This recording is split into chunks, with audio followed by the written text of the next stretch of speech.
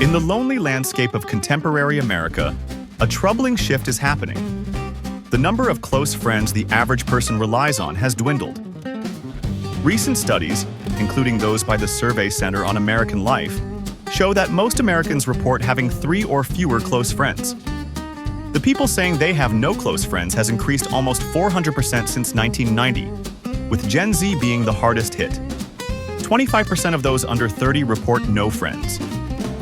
This is problematic, as the Harvard study of adult development shows that the most successful lives are those with close relationships.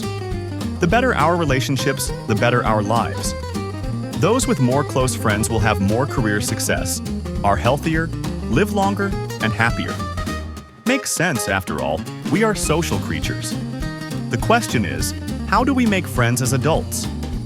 Online friends for their utopian promises are a poor substitute for live or face-to-face contact. We can attend events and groups such as churches, hobby groups, and other live groups. But without the tools to make friends, we will meet new people and perhaps make acquaintances, yet struggle to form close friendships. One reason is that we don't know the biology we are up against. The Nobel Prize-winning sociologist Daniel Kahneman's System 1 and System 2 thinking offer insights as to why we have trouble connecting as adults. System 1 is our brain's way of saving energy by making as many tasks as habits or autopilot. Great for saving energy, but terrible for a deep connection, as we need to engage the System 2 to form a genuine connection. When we meet someone new and ask them cliched questions such as, "What do you do?" or "Where are you from?" will only lead to the System 1 answer. This is why people hate small talk or why it seems other people are shallow or fake. They are not. They are just answering a question that has been answered 1,000 times before.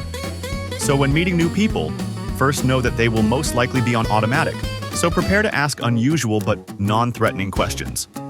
Like, what was your favorite birthday present? What is the best place you ever been to? When you meet new people, have a few of these questions on the ready. Second, when answering, make sure to paraphrase back to them what you heard to show them you are listening to them. It could even be repeating the last higher pitch, as like when you ask a question. I would love to go to Europe. Europe?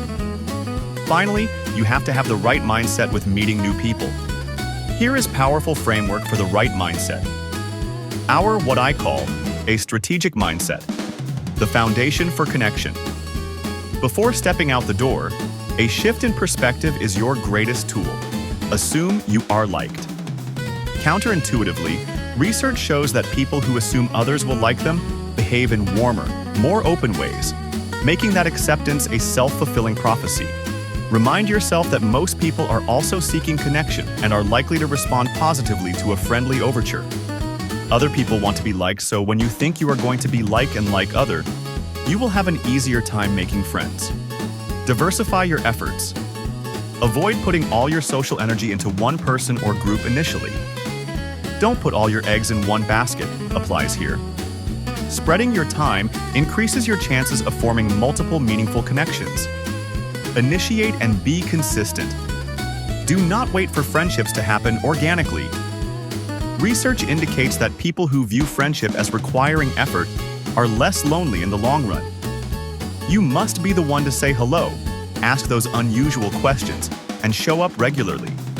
Consistency is key because of the mere exposure effect. We naturally develop a preference for people and things we encounter frequently, even without deep conversation. Armed with the right mindset, you can explore numerous avenues. The goal is to find activities that facilitate repeated, unplanned interaction and shared experiences. Next, find the right spot to meet new people. Shared passion is an instant conversation starter and guarantees common ground. It could be a book club, hiking group, improv class, dance lessons, or a community theater.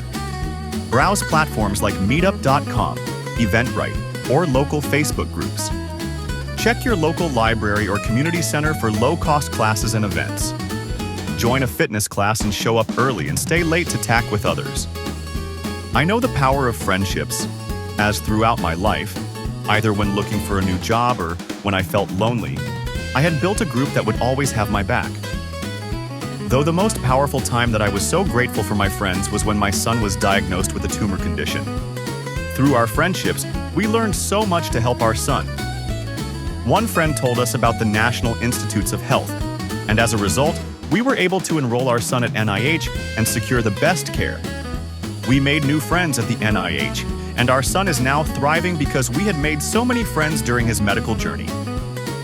Making and deepening friendships and relationships is not only good for your successful life. If you want to be healthier and more successful, then make a friend.